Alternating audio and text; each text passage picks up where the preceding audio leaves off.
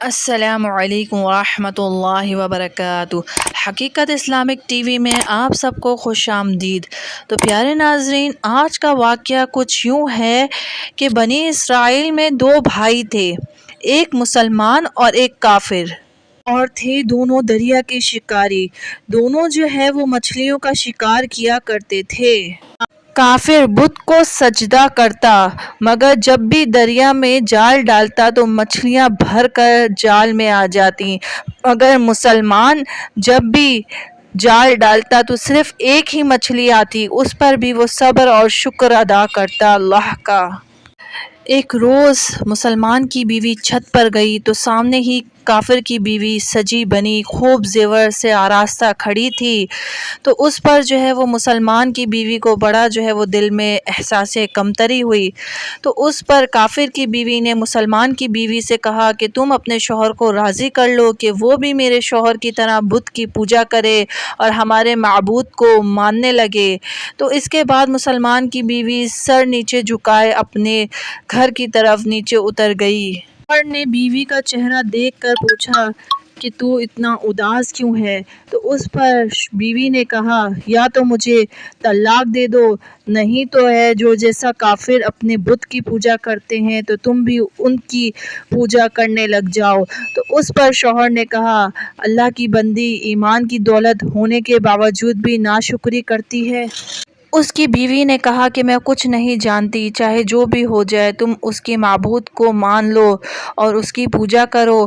تو جب بیوی بضد ہو گئی اور اتنی ضد کری کہ شوہر کو کچھ سمجھ نہ آیا تو اس نے اس کو تسلی دی، کہا کہ اچھا ٹھیک ہے، میں جو ہے وہ زیادہ مزدوری کر کر اور اپنے آپ کو جو ہے وہ دن رات محنت کر کر تجھے جو ہے وہ روزانہ 2 درہم دیا کروں گا، ان 2 درہم سے تو جو ہے وہ اپنی حالت درست کر لینا اور اپنے لیے پہننے کو اور کھانے کو اچھا لے آنا۔ دن وہ مرد مومن جگہ جگہ شہر شہر گاؤں گاؤں پھرتا رہا، مگر کسی نے اسے نہ مزدوری دی اور نہ ہی کسی نے اس کی مدد کی۔ آخر تھک ہار کر دریا کنارے اللہ تبارک و تعالیٰ کی عبادت کرنے کے لیے بیٹھ گیا اور شام گئے رات گئے تک اللہ تبارک و تعالیٰ کی عبادت کری۔ پھر گھر کی طرف گیا، بیوی نے دیکھتے ہی کہا کہ تم کہاں پر تھے آج سارا دن؟ تو اس پر اس نے کہا کہ میں بادشاہ کی خدمت میں تھا، اس بادشاہ نے شرط رکھی ہے کہ مجھے 30 دن کام کرنا ہوگا۔ تو اس پر اس عورت نے کہا کہ وہ بادشاہ تم کو کیا دے گا؟ تو اس پر اس مسلمان نے کہا کہ میرے بادشاہ کے خزانوں میں کسی چیز کی کمی نہیں، اس کے پاس ہر طرح کا بہت خزانے موجود ہیں۔ پھر وہ روزانہ اسی طرح اللہ کی عبادت میں مشغول رہا۔ جب تیسرا دن ہو گیا تو بیوی نے شوہر سے کہا، سنو میاں، اگر تم نے مجھے آج مزدوری نہیں لا کر دی تو تم مجھے طلاق دے دو۔ اب جو ہے وہ شخص اور زیادہ پریشانی میں لگ گیا اور اس نے ایک یہودی سے جا کر کہا کہ تم مجھے مزدوری پر رکھ لو گے؟ اس یہودی نے کہا کہ ہاں تمہیں مزدوری پر رکھ لوں گا، مگر میرے پاس تمہارے کھانے پینے کا کوئی انتظام نہ ہوگا۔ چنانچہ وہ مسلمان جو ہے روزے کی نیت کر کے اس کے ساتھ کام پہ لگ گیا۔ یہاں دوسری طرف ایک شخص اس کی بیوی کے پاس گیا اور جا کر اس کو 29 اشرفیاں دی اور کہا کہ بادشاہ نے تمہارے شوہر کے لیے بھجوائی ہیں۔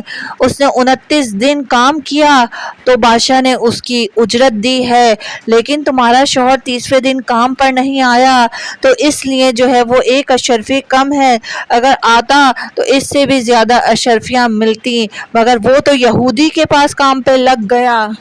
وہ عورت اس میں سے 1 اشرفی لے کر بازار گئی اور سونار نے اس کی قیمت 1000 درہم اس عورت کے حوالے کر دیا۔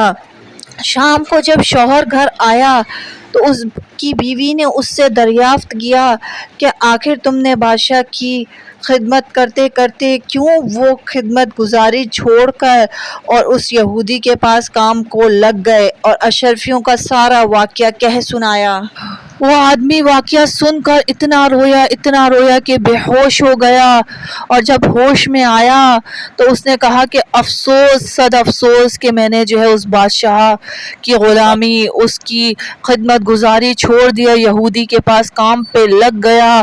اس کے بعد اس نے اس عورت کو چھوڑا اور پہاڑ کی جانب جا کر اپنی ساری زندگی عبادت الہی میں گزار دی۔ اللہ تبارک و تعالی ہمیں بھی توفیق مرحمت فرمائے کہ ہم اس کی بادشاہی کو سمجھیں اور اس کی عبادت میں لگ جائیں۔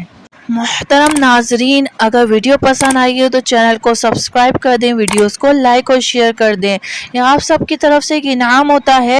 السلام علیکم ورحمۃ اللہ وبرکاتہ۔